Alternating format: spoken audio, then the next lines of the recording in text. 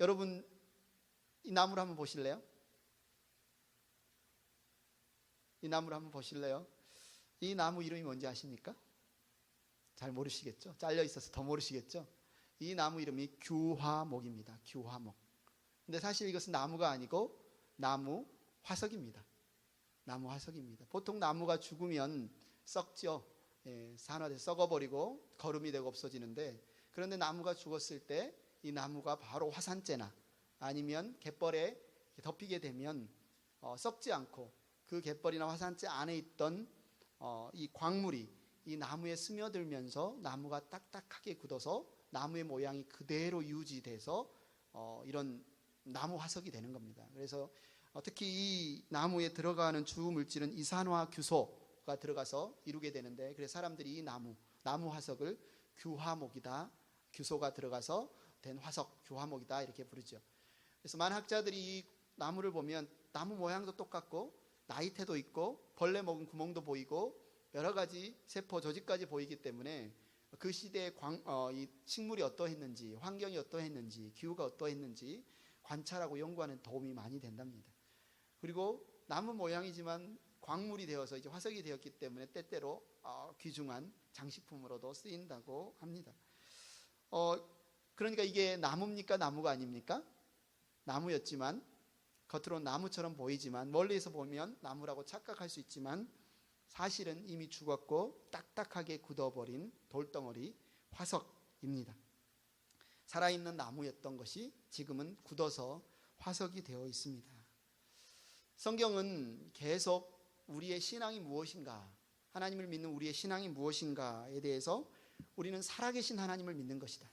아브라함의 하나님, 이삭의 하나님, 야곱의 하나님, 석인이의 하나님, 여러분의 하나님, 살아계신 그 하나님을 믿고 살아계신 그 하나님과 날마다 교제하고 그분을 알고 그분의 뜻이 무엇인지 알고 그분의 뜻대로 사는 것이 우리의 신앙이다 라고 말하죠.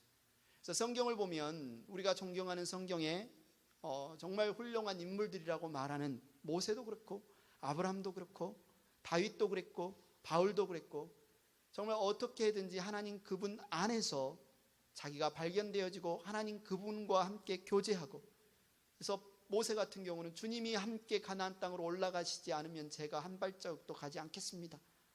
다윗 같은 경우는 내 평생에 단 한 가지 소원은 주님의 전에서 주님과 날마다 교제하며 사귀며 사는 것입니다. 바울과 같은 경우는 내가 사나 죽으나 주님 곁에 빨리 가고 싶고 주님 품에 빨리 안기고 싶고 주님이 맡기신 사명이 있어서 제가 지금 살고 있습니다 라고 고백할 정도로 신앙의 인물들의 삶에 있어서 그들은 매일매일 하나님의 말씀을 듣고 그 하나님의 말씀 안에서 하나님과 교제하고 하나님의 뜻을 더 분별하고 살아갔던 신앙입니다. 그런데 우리가 만약 그 하나님의 말씀을 통해서 살아계신 하나님과 반응하지 못하고 교제하지 못한다면 어느 순간 굳어지고 강팍해지고 고집세지고 이렇게 화석화되어서 살아있는 것처럼 보이지만 실제는 어느 순간 죽어버린 그런 신앙을 가질 수가 있다는 거죠.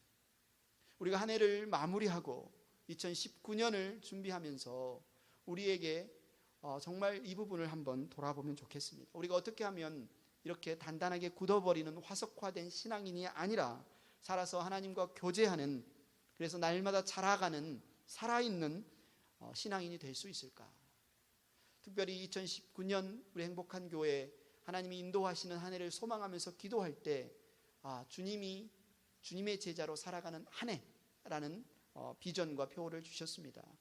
그것을 위해서 우리 팀장님들이 함께 내년 사역을 위해서 기도하고 준비하고 오늘 운영위원회를 통해서 그것을 함께 나누게 될 테고요. 다음 주에 사무처리를 통해서 우리 교회 전 성도들과 함께 나누게 될 텐데, 오늘은 그렇다면 우리가 살아가는 그 참된 제자의 삶이 어떤 삶인가? 우리는 어떻게 이런 참된 제자, 그냥 굳어버리고 딱딱하게 화석이 되어버리는 신앙인이 아니라 살아있는 하나님이 기뻐하시는 신앙인의 삶, 참된 제자의 삶을 살 수 있는가 살펴보고자 합니다. 첫째, 어떻게 예수님의 참된 제자가 될 수 있는지 우리는 알아야 합니다. 어떻게 예수님의 참된 제자가 될 수 있는지 알아야 합니다. 오늘 본문 31절은 너무나 돌려서 말하지 않고 분명하고 명확하게 말합니다. 누가 예수님의 참된 제자다? 31절을 다시 한번 읽을까요? 시작. 예수께서 자기를 믿은 유대 사람들에게 말씀하셨다. 너희가 나의 말에 머물러 있으면 너희는 참으로 나의 제자들이다. 너무나 분명하죠? 예수님의 말씀에 머물러 있는 사람이 참된 제자다. 예수님의 말씀에 머물러 있는 사람이 참된 제자다. 여기서 예수님의 말씀에 머무르다 라는 말이 무슨 말일까요? 예전에 보면 예수님 안에 거하는 자, 그죠? 그런 똑같은 표현인데 헬라 원어의 뜻을 보니까 이 머무르다는 뜻은 고정되다, 그곳에 멈춰 있다, 그런 뜻입니다. 그래서 예수님의 말씀에 예수님의 말씀을 붙잡고 그 예수님의 말씀 안에 멈춰 있는, 그 말씀과 함께 사는 그 삶이 곧 참된 제자의 삶이다 라고 말하고 있습니다. 제자하면 그 제자의 삶하면 그에게서 하나님의 말씀, 우리 예수님의 말씀을 빼고서는 우리가 참된 제자의 삶을 살 수 있다 없다? 없다는 거죠. 너무나 쉽죠. 우리가 참된 제자의 삶을 어떻게 살아야 합니까? 말씀에 머물러 있으면 됩니다. 어떻습니까? 여러분은 예수님의 참된 제자입니까? 여러분은 예수님의 참된 제자입니까? 어떻게 우리가 예수님의 참된 제자가 되는지 알았습니다. 어떻게 하냐면 예수님의 말씀에 머물러 있으면 됩니다. 그런데 문제가 있습니다. 문제가 있어요. 무엇이 문제입니까?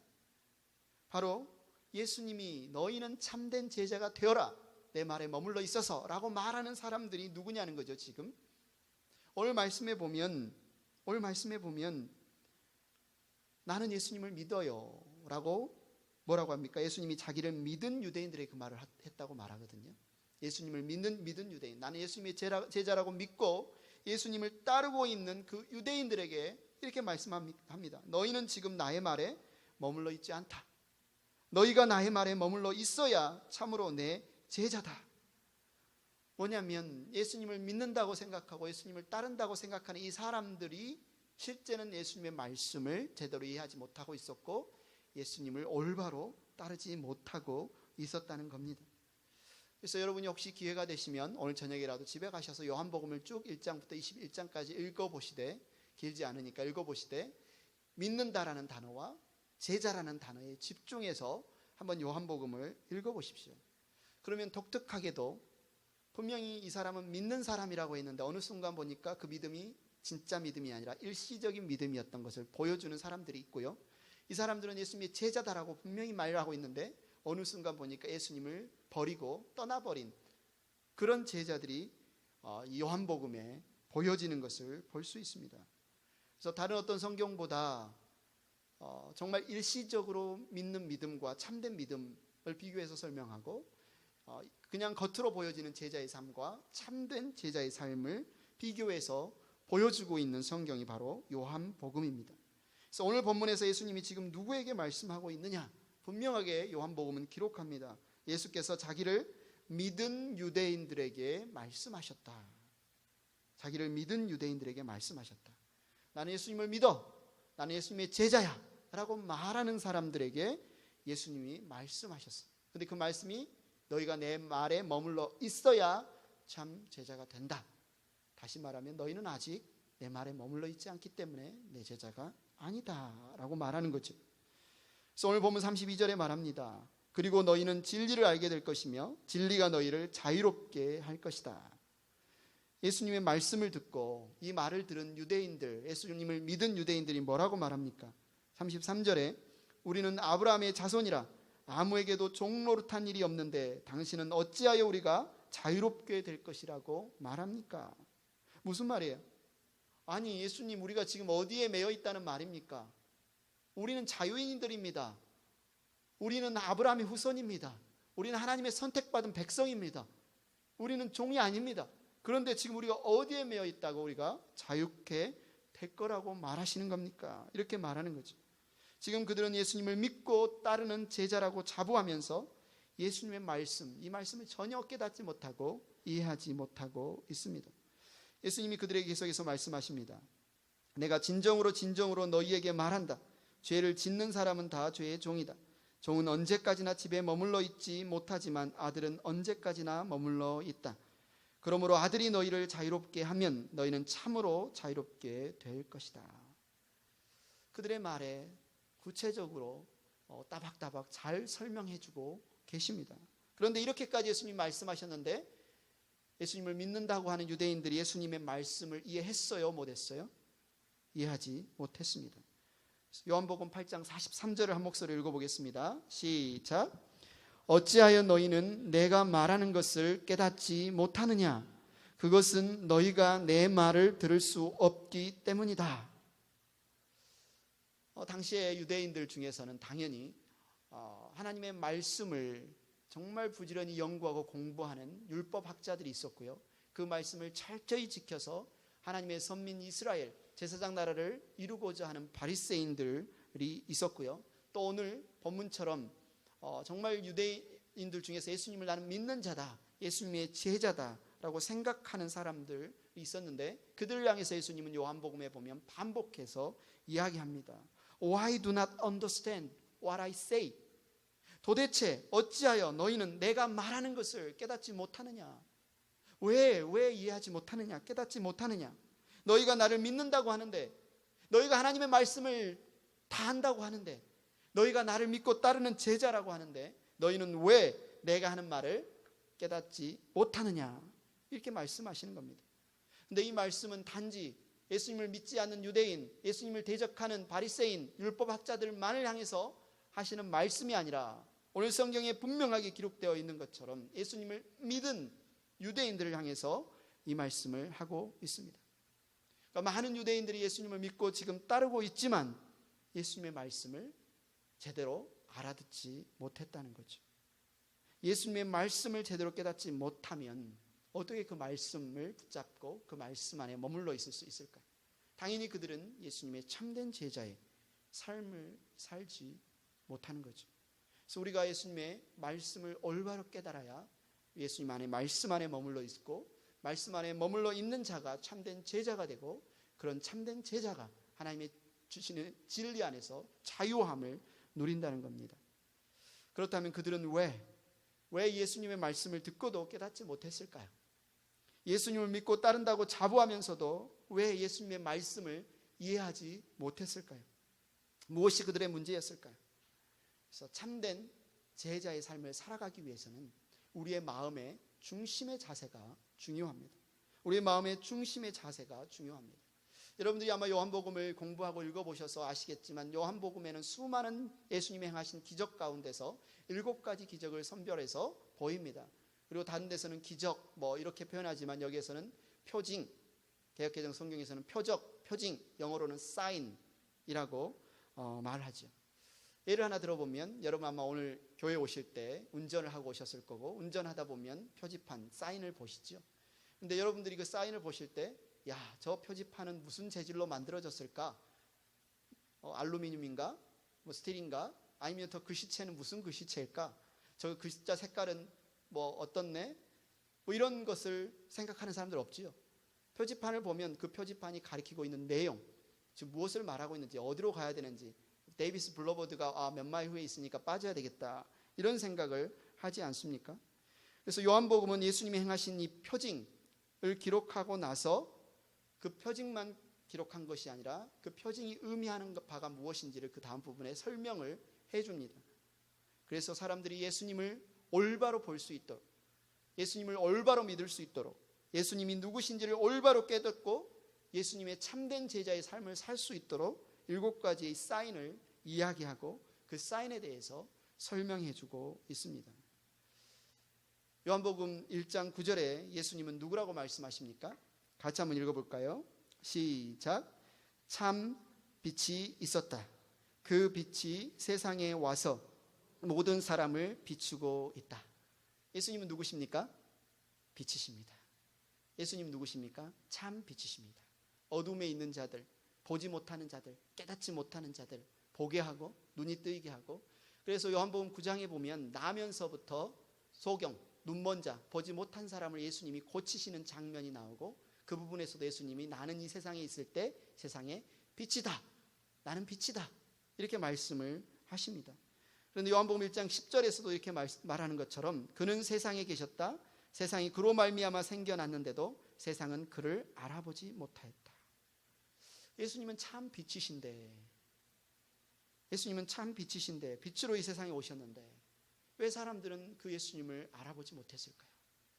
예수님은 말씀이신 하나님이신데, 말씀의 본체이신데, 그 말씀으로 천지 만물을 창조하신 분이신데, 그분이 말씀하시는데도 왜 사람들은 깨닫지 못했을까요?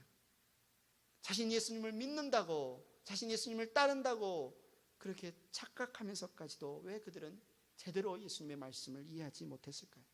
가장 주된 이유는 그들의 마음의 중심이 잘못되었기 때문입니다. 오늘날도 마찬가지입니다. 우리가 예수님을 믿고 예수님을 따르고 교회에 나와서 예배를 드리고 우리가 말씀을 공부하고 배우는 그 목적, 중심의 자세가 무엇인가에 따라서 우리가 하나님의 말씀을 깨달을 수 있는지, 아니면 계속 헛다리만 긋다 가는지, 아무리 설교를 많이 들어도, 아무리 교회에 오래 다녀도 우리가 그 중심의 자세가 올바르지 못하다면 하나님의 말씀을 깨달을 수가 없습니다. 참된 제자로 열매 맺을 수가 없습니다. 그러한 신앙의 결과에 대해서 성경은 화석화된 신앙, 더 심하게 요한계시록 3장에는 이것은 죽은 신앙이다 라고 말합니다.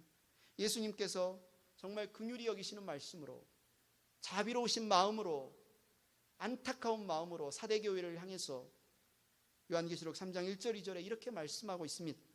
사대교회의 심부름꾼에게 이렇게 써 보내어라. 하나님의 7영과 7뼈를 가지신 분이 말씀하신다. 나는 내 행위를 안다. 너는 살아있다는 이름은 있으나 실상은 죽은 것이다. 깨어나라. 그리고 아직 남아있지만 막 죽어가는 자들을 굳건하게 하여라. 나는 내 행위가 나의 하나님 앞에서 완전하다고는 생각하지 않는다.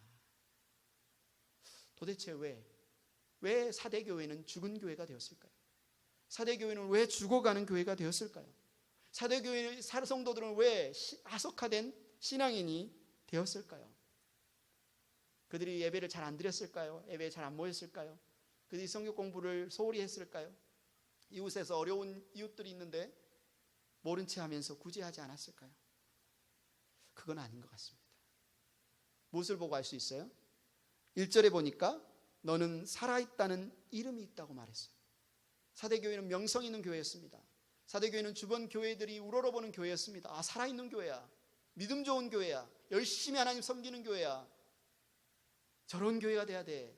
그런 교회의 명성을 가지려면 어떻게 했을까요? 사대교회가 열심히 모여서 예배도 드렸을 거고, 열심히 신앙생활 했을 거고, 열심히 구제했을 거고, 열심히 사역도 했을 겁니다.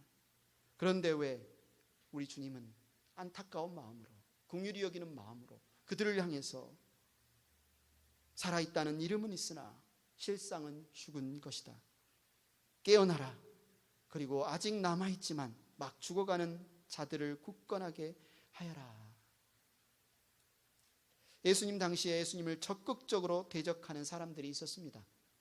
우리가 잘 아는 단골 메뉴로 나오는 사람들이죠. 바로 바리새인들과 율법학자들이었습니다. 그런데 여러분이 잘 아는 것처럼 아이러니하게도 이들은 하나님의 말씀에, 율법에 굉장한 열심이 있는 사람이었습니다. 율법학자들은 모세의 오경을 다 암송하는 사람들이었습니다. 바리새인들은 율법을 잘 지키기 위해서 600여 가지로 그것을 나눠서 철저히 지키는 사람들이었습니다. 그런데 그들이 왜 하나님의 아들, 하나님이신 예수님을 왜 대적했을까요? 그들은 자신들이 하나님의 말씀을 잘 안다고 생각했습니다. 그들은 자신들이 하나님의 구원에 가까운 자들이라고 믿었습니다. 요한복음 5장에 보면 예수님이 베데스다 연못에 38년 된 병자를 고치셨습니다. 그런데 언제 고치셨습니까? 안식일에 고치셨습니다. 그래서 무슨 사건이 일어났습니까? 요한복음 5장 18절을 한 목소리로 읽겠습니다. 시작. 유대 사람들은 이 말씀 때문에 더욱더 예수를 죽이려고 하였다. 그것은 예수께서 안식일을 범하셨을 뿐만 아니라 하나님을 자기 아버지라고 불러서 자기를 하나님과 동등한 위치에 놓으셨기 때문이다. 여기서 말하는 유대 사람들, 성경에 보면, 요한복음에 보면 유대 사람들과 이 바리새인들, 율법학자들, 대제사장들을 가리키는 종교 지도자들을 이렇게 혼용해서 쓰고 있는 것을 볼 수 있습니다. 이들은 종교 지도자들입니다. 바리새인들과 율법학자들이 말합니다. 그들은 스스로 생각하기에 우리는 하나님의 말씀을 너무나 그 누구보다 잘 알고 어리석은 자, 눈먼 자, 영적인 눈먼 자들을 이끄는 선생들이다. 우리가 안식일을 거룩히 지키는 건 너무나 중요하다. 그런데 예수라는 자가 나타나서 안식일에 감히 병든 자를 고칩니다. 안식일법을 깨트립니다. 그러나 그것에 대해서 항의하니까 자신이 하나님의 아들이라고 주장합니다. 하나님의 신성을 모독합니다. 이들은 하나님을 사랑하기에 하나님을 향한 열심으로 이 거짓 메시아 예수를 죽이려고 했습니다. 이들을 향해 요한복음 5장 39절에서 예수님께서는 그들에게 뭐라고 말씀하십니까? 너희가 성경을 연구하는 것은 영원한 생명이 그 안에 있다고 생각하기 때문이다. 성경은 나에 대하여 증언하고 있다. 좀 전에도 말했던 것처럼 율법학자들은 모세오경을 다 암송했던 사람이고 바리새인들은 그 율법을 철저히 연구하고 어떻게 하면 우리가 율법을 잘 지켜서 신명기에 하나님이 약속하신 왕같은 제사장의 나라, 선민 이스라엘 하나님의 백성의 나라를 만들까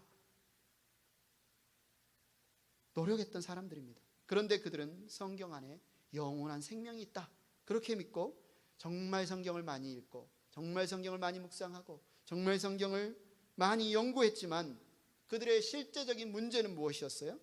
요한복음 5장 37절 38절에 이렇게 말합니다. 같이 읽겠습니다. 시작. 또 나를 보내신 아버지께서 친히 나를 위하여 증언하여 주셨다. 너희는 그 음성을 들은 일도 없고 그 모습을 본 일도 없다. 또 그 말씀이 너희 속에 머물러 있지도 않다.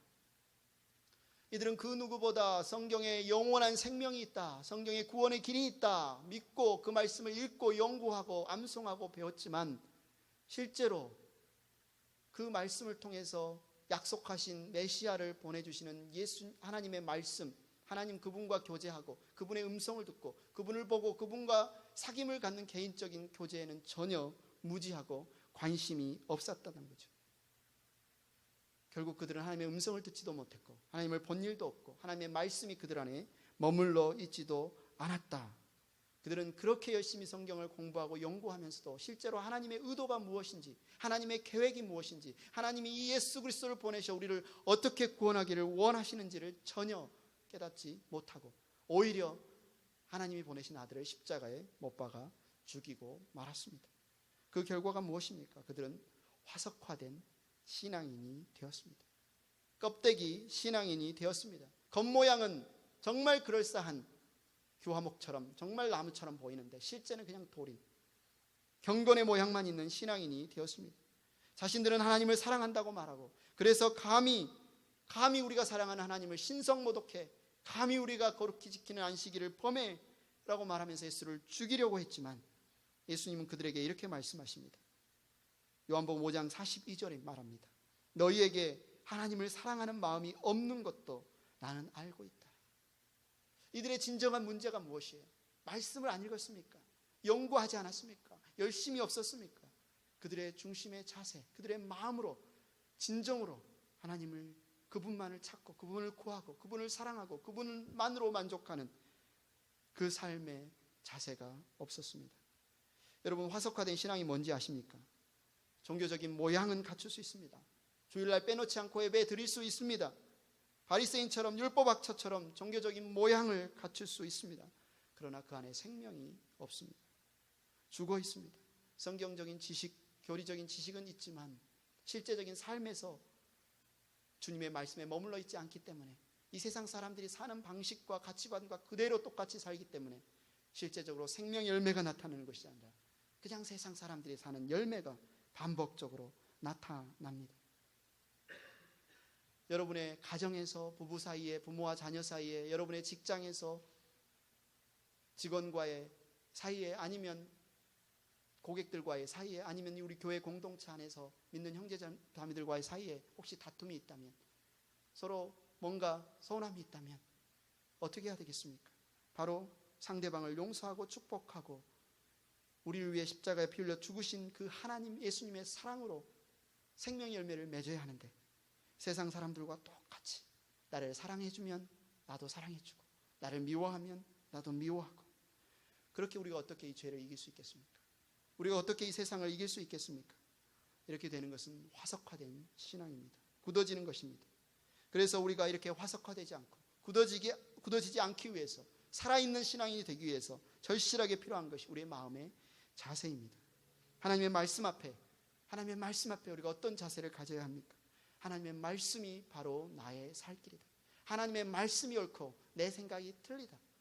내 마음에 들지 않기 때문에 하나님의 이 말씀은 듣지 않고, 저 말씀은 내 마음에 들기 때문에 취사 선택해서 우리가 듣고 순종하는 것이 아니라, 하나님의 말씀은 진리이기 때문에 이 진리에 내 삶을 조종해서 내가 이 말씀을 따라 순종하겠다 결단하고 순종하려는 자세, 그 자세로 하나님 말씀을 듣고 보고 따를 때 우리는 그 말씀을 통해서 우리에게 주시는 진리를 깨달을 수 있습니다.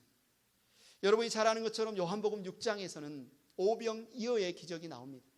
오병, 보리떡 5개, 이어, 물고기 2마리로 성인 남자만 5,000명을 먹이고, 거기에 여자와 아이들까지 카운트를 하면 세면 2만 명의 사람들을 배불리 먹이고 나서 남은 부스러기를 모았더니 12광주리가 남은 기적의 사건이 바로 오병이어의 기적의 사건입니다.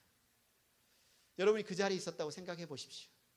여러분이 그 자리에서 그것을 경험했다고 생각해 보십시오. 얼마나 가슴이 설렐까요? 얼마나 놀랄까요? 그날 밤에 여러분 집에 가서 잠을 잘 수 있을까요? 아마 여러분이 아는 분, 한국에 계신 부모님 누구누구에게 전화 걸어서 야, 내가 이런 일을 경험했다고 여러분 난리가 아니지 않겠습니까? 바로 그런 일들을 그곳에 있는 사람들, 남자 장정만 5,000명, 카운트되지 않은 여자와 아이들까지 하면 수많은 사람들이 경험했습니다. 그 일이 있고 나서 예수님이 어떻게 하셨습니까? 제자들을 서둘러서 배를 태워서 갈릴리 호수를 건너게 하시고 가버나움으로 미리 보내십니다. 그리고 예수님은 한적한 곳에 홀로 가셔서 밤이 맞도록 새벽까지 기도하시고 나서 새벽 3시가 넘어서 거의 3시와 6시 사이에 이제 물 위를 걸어서 제자들이 배를 타고 있는 그 가까이 가십니다. 제자들은 일찍 출발했지만 풍랑이 불어서 거센 바람과 풍랑 때문에 조금도 앞으로 가지 못하고 밤새 고생하고 있었습니다.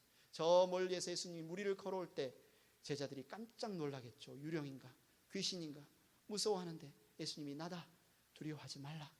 그들이 기뻐함으로 예수님을 배 안으로 모셔드리고 그들은 함께 갈릴리 호수를 건너서 가버나움으로 갑니다.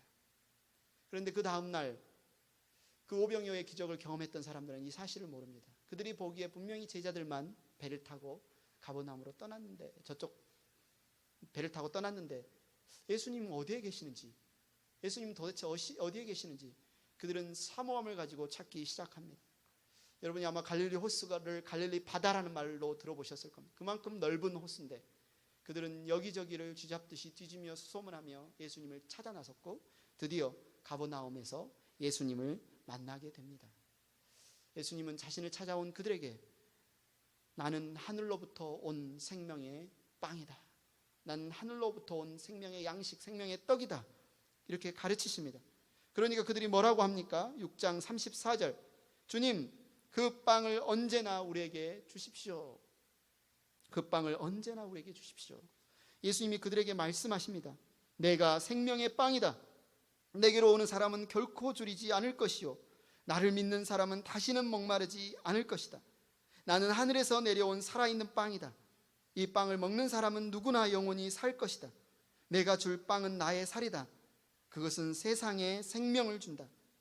내가 진정으로 너희에게 말한다. 너희가 인자의 살을 먹지 아니하고 또 인자의 피를 마시지 아니하면 너희 속에는 생명이 없다.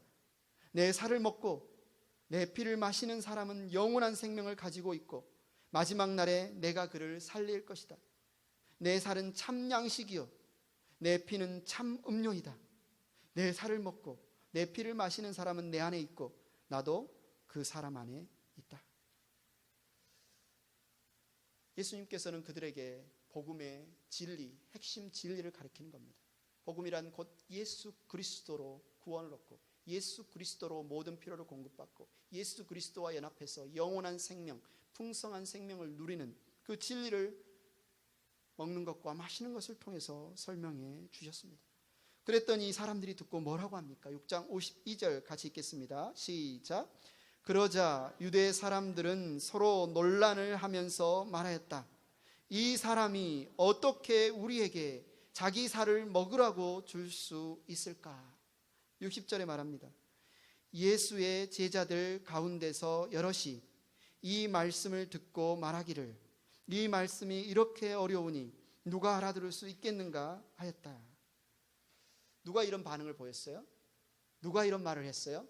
예수님을 믿지 않는 자, 대적하는 자가 아니라 예수님을 믿고 사모하는 자, 오병이어의 기적을 경험한 자, 예수님을 왕으로 세우려고 했던 자, 사모함을 가지고 열심을 가지고 수소문에서 쥐잡듯이 뒤져서 예수님이 어디 있는 곳을 찾아 나섰던 그들이 예수님의 이 말씀을 듣고 이런 반응을 했어요. 60절에 예수의 제자들 가운데 여럿이 이 말을 했고 66절에 그 결과 어떤 반응을 보입니까? 이 때문에 제자 가운데서 많은 사람이 떠나갔고 더 이상 그와 함께 다니지 않았다. 예수와 함께 있다가 떠나간 사람들이 누구냐면 바로 예수님의 그 기적 사인을 경험했던 사람, 오병이어의 사인을 경험했던 사람, 예수님이 메시아인 것을 믿고 왕으로 세우려고 했던 사람, 사모함을 가지고 여기까지 예수님을 찾아왔던 사람, 그들은 왜 예수님을 떠나갔습니까? 예수님을 믿고 예수님을 따르려는 그들의 중심의 자세가 잘못되었기 때문입니다. 겉으로 보이는 그들의 모습은 너무나 열심히 있습니다. 살아있다는 이름이 있습니다. 얼마나 열심히 있는지 모릅니다. 얼마나 사모함을 가지고 있었는지 모릅니다. 그러나 그들의 중심의 자세가 잘못되었기 때문에 그들은 예수님의 말씀을 깨닫지도 못했고 결국 예수님을 떠나버리는 것을 볼 수 있습니다. 그 내용이 어디에 나오죠? 요한복음 6장 26절 한 목소리로 읽겠습니다. 시작. 예수께서 그들에게 대답하셨다. 내가 진정으로 너희에게 말한다. 너희가 나를 찾는 것은 표징을 보았기 때문이 아니라 빵을 먹고 배가 불렀기 때문이다. 예수님은 참 빛이십니다. 예수님은 살아계신 말씀이십니다. 말씀으로 천지 만물을 창조하신 분이십니다. 예수님의 말씀은 조금도 거짓이 없습니다. 순도 100%의 진리의 말씀만을 하시는 분이십니다. 그런데도 예수님이 왜 내가 진정으로 너에게 말한다, truly 아멘 하면서 이렇게 말씀하실까요? 왜냐하면 이 말씀은 강조하기 위해서, 이것은 정말 중요한 말이다, 너희가 반드시 기억해야 될 말이다, 그 말이죠. 뭐가 그렇게 중요합니까? 너희가 나를 찾는 것은 표징을 보았기 때문이 아니라 빵을 먹고 배불렀기 때문이다. 예수님께서 이 오병이어의 표적을 보이신 이유는 예수님이 생명의 떡이고 생명의 빵이고 우리의 공급자이고 우리의 구원자이고 우리가 예수님만으로 참된 만족과 참된 구원을 얻을 수 있는 분임을 보도록 이 사인을 베푸셨는데 그들은 전혀 그 사인이 가리키는 예수님께는 관심이 없었어요. 빵이 어디 있는데요? 빵이 어디 있는데요? 또 빵이 어디 있는데요? 어디서 또 빵을 얻을 수 있는데요? 그들은 기적 자체에만 관심을 갖고 있었고 먹고 배부른 것에만 관심을 갖고 있었습니다. 오늘날에도 교회에 나오는데 하나님의 아들 예수, 부활이요 생명인 예수, 그 예수를 알아 그분으로 살기 위해서, 그분을 찾아서 그분만으로 만족하기 위해서 나오지 않고 이 세상의 빵이나 세상의 부나 세상의 명예나 이 세상의 권력을 위해서 예수님께 나온다면 그 사람이 올바로 하나님의 말씀을 깨달아 있어요, 없어요? 예수님의 말씀에 머물 수 있어요, 없어요? 없다고 말합니다. 왜냐하면 그 중심의 자세가 잘못되었기 때문에 전혀 내 살을 먹고 내 피를 마시라는 예수님의 진리의 말씀이 이들에게는 전혀 진리로 복음으로 다가오지 않는 것입니다. 그렇게 놀라운 기적을 체험하고 직접 살아계신 하나님의 아들의 권위 있는 말씀을 통해서 가르침을 받고 사모함을 갖고 그 앞에까지 나아가서 들었음에도 불구하고 도대체 무슨 말인지 모르겠다, 너무 어렵다, 서로 논쟁하다가 결국은 떠나버렸던 이 제자들의 문제가 무엇이었을까요? 그들의 중심의 자세가 문제였습니다. 겉으로 드러나는 것, 얼마나 지식, 얼마나 교리적인 것을 많이 아느냐보다 우리 중심의 자세가 정말로 예수님이 구원자이시고 하나님이시고 그분의 말씀이 100% 진리인 것을 믿음으로 내 삶을 조정하여 그 말씀에 내가 순종하기를 원하는지, 진짜 내가 하나님 그분의 말씀을 깨닫기를 원하는지. 사랑하는 행복한 교회 성도 여러분, 여러분은 예수님의 참된 제자이십니까? 참된 제자는 날마다 자기 목적을 위해서 하나님 앞에 나오는 자가 아니라 하나님의 목적이 무엇인지, 나를 위한 하나님의 뜻이 무엇인지 알기 위해서 날마다 하나님 앞에 나아가는 사람들입니다. 기적 그 자체, 사인 그 자체에 관심을 갖는 것이 아니라 그 사인을 통하여서 말씀을 연구하고 공부하는 것을 통하여서 하나님이 누구신지 하나님을 알고 하나님을 더 사랑하고 하나님과 교제하고 하나님으로 만족하기 위해서, 하나님으로 배부르기 위해서, 빵으로 배부르는 것이 아니라 하나님으로 배부르기 위해서 하나님 앞에 나오는 자들입니다. 오늘 본문 31절을 다시 같이 읽겠습니다. 시작. 예수께서 자기를 믿은 유대 사람들에게 말씀하셨다. 너희가 나의 말에 머물러 있으면 너희는 참으로 나의 제자들이다. 누가 예수님의 참된 제자입니까? 예수님의 말씀에 머물러 있는 자들입니다. 예수님의 말씀에 머물러 참된 제자가 되면 그들 가운데 무슨 일이 일어납니까? 32절을 읽겠습니다. 그리고 너희는 진리를 알게 될 것이며 진리가 너희를 자유롭게 할 것이다. 여러분, 진리를 아시는 여러분들 되기를 축원합니다. 진리 안에서 여러분을 올가매고 있는 모든 거짓과 모든 우상숭배와 모든 속임수와 밑빠진 덕과 깨진 웅덩이를 벗어나서 참된 그 진리 안에 참된 만족과 참된 기쁨과 참된 평안을 누릴 수 있기를 축원합니다. 사랑하는 행복한 교회 성도 여러분, 여러분은 예수님의 참된 제자입니까? 여러분은 예수님의 참된 제자가 되기를 원하십니까? 이사야서 66장 2절에 주님은 이렇게 말씀하십니다. 나의 손이 이 모든 것을 지었으며 이 모든 것은 나의 것이다. 겸손한 사람, 회개하는 사람, 나를 경외하고 복종하는 사람, 바로 이런 사람을 내가 좋아한다. 사랑하는 행복한 교회 우리 성도님, 저와 여러분 모두가 정말 겸손한 사람, 회개하는 사람, 주님의 말씀에 복종하고 주님을 경외하는 사람, 그래서 주님이 좋아하는 사람, 주님의 말씀에 머물러 있어서 주님의 참된 제자로 살아가는 사람, 진리 안에서 참된 자유를 누리는 사람이 되기를 축원합니다.